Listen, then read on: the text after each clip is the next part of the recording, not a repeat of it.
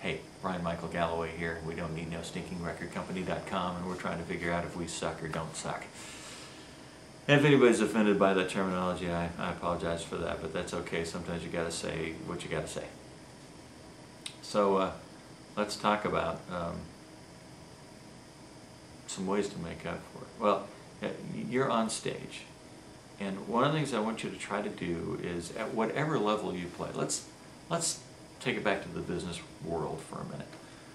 Look at McDonald's and the fact that they don't put out great food, but they're tremendously successful. Do they suck? Well, compared to a five-star restaurant, yeah. Yes, they do.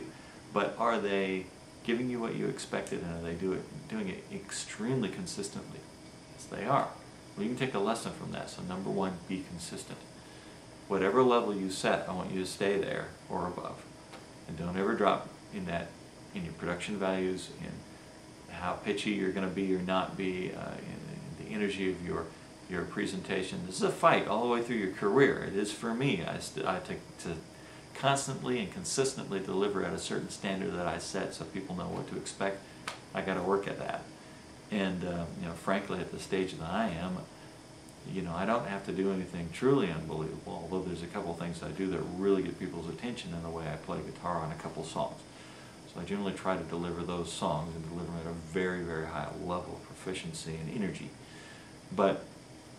So let's go back. What are some other things you can do? Well, number one is to be so solid at the level you're at, whatever that's going to be. But if you're just a rhythm guitar player and you're not a lead guitar player, I'm fine with that. If you're a John Prine or Bob Dylan kind of singer, I'm fine with that. But get so comfortable, so good with whatever level you're going to deliver that you can hot dog a little bit. What do I mean by that? I mean that you can say something in the middle of a song to somebody who just walked in. Hey Joe, how you doing? Good to see you, man. And hit the next line pretty good and not miss a beat.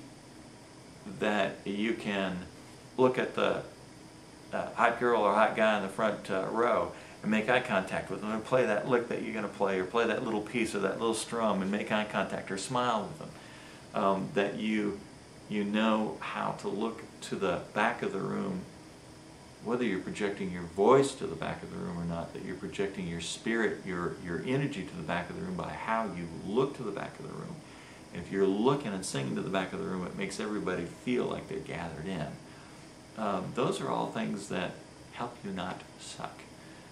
We've talked about pacing over the last few nights, about momentum. Keep the momentum going as well as you can. Situations where you can't. Lately I've been running around passing out my list to everybody before I even start playing of the songs that I play, including my originals. And I literally walk on stage, and after I've played a song or two, a lot of times the audience calls the rest of the set.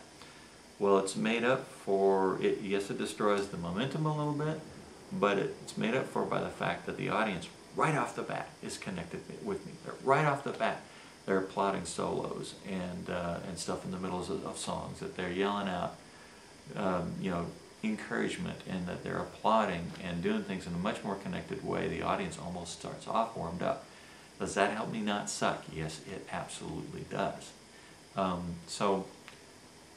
Those are some ways you get around it, and we'll talk a little bit more about this in the next post or two. I'm Brian Michael Galloway, and we don't need no stinkingrecordcompany.com.